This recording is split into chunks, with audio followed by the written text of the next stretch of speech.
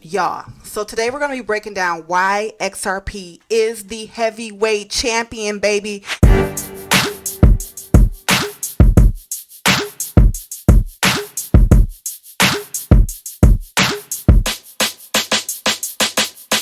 XRP is the heavyweight champion, baby, the GOAT, because it has clarity in major countries, and this is moving across globally, right? Happening right beneath our eyes. Okay, so it is the undisputed heavyweight champion of regulatory clarity in 2026, hands down.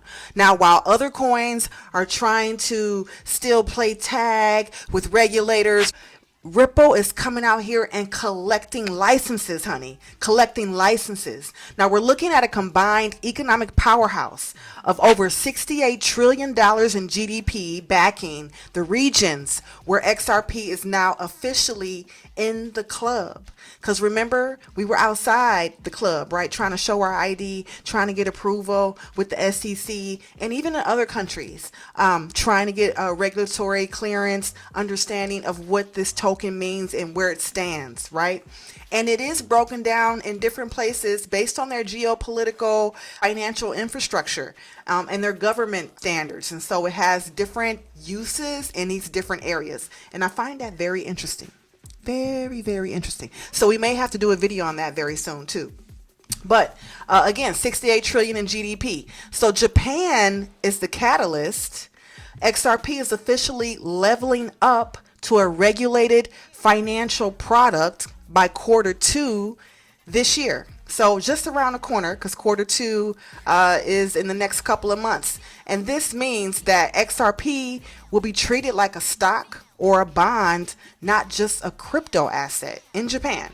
Plus a massive 10 billion yen SBI bond is dropping this month on March 24th. And that actually pays out XRP rewards. All right, so that's happening in Japan. Now, coming back to the US, right? After the 2025 settlement, the US became back as a part of the XRP, army, if you will. We've seen over $1.4 billion flow into spot XRP ETFs since they launched. And this has proven the institutional Wall Street is finally hungry for that Ripple liquidity. Now, I find it interesting that when you look at these ETFs, their price point on the market is listed at $14. I mean, ranging from $14 to $15, while the token itself is hovering around the $1.35, $1.40 range. And so I wonder if those stock listed markets is any indication of what we can anticipate that token being in the near future. Hey, thanks so much for the like, share, and subscribe. All right. Now, in terms of the global aspect and the global squad when it relates to XRP, we're looking at Dubai, right? XRP is the first to get the green light from the DFSA for cross-border payments. That's in Dubai. Huge. Singapore. So Ripple just expanded its major payment institution license, or MPI license, making it the hub for the new RLUSD stablecoin. All right, so Singapore has been needing a stablecoin to be able to use, and so they're going to use the RLUSD. The UK and the EU. The United Kingdom now legally recognizes XRP as property. Okay, and the new Luxembourg EMI license gives Ripple a passport to operate across the entire European Union. The entire European Union. All right, big news. So looking at this $68 trillion kind of cheat sheet, if you will, of these major countries that are going to and have approved the use case for Ripple in different ways. Let's just kind of break it down. You got the United States with our highest GDP here, $31.82 trillion in GDP, or 2026 projected GDP, I should say. So these are projections. But it is a non-security listed by the SEC, and there's also spot ETFs that are active, right? So that's clarity right there. European Union, $21.4 trillion in projected GDP for 2026, and it is MiCA compliant and it has an EMI license. The Japan $4.46 trillion in projected GDP this year. It is a financial product in Japan through the FIEA approval. All right, so United Kingdom, 4.23 trillion projected in GDP this year. It is considered a legal property and it is FCA registered. All right, in Brazil, 2.29 trillion is a regulated FX asset.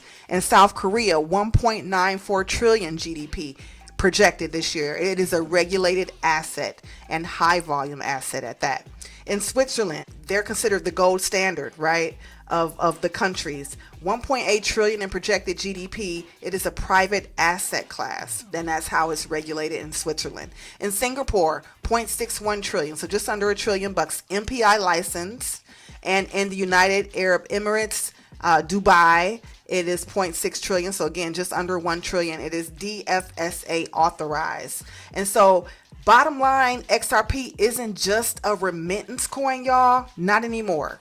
It is a regulated financial instrument recognized in all those countries and approved, and it is integrated into the plumbing of the world's biggest economies. Now, with RLUSD launching and institutional bonds paying out in tokens, the utility era is officially here. Let me know if you're here for this, because this is great news. I'm here for it. I can only see it going up. But I do think it's very interesting about the spot ETF price point compared to the token. That is a deep dive. Maybe another video will get into it. But let me know what you think about XRP, its future, where it's headed. What do you think the price point is going to be at the end of 2026? As always, I appreciate you taking the time to check me out. We'll see you soon with more financial news and who knows, maybe another tarot crypto reading. Take care. Bye.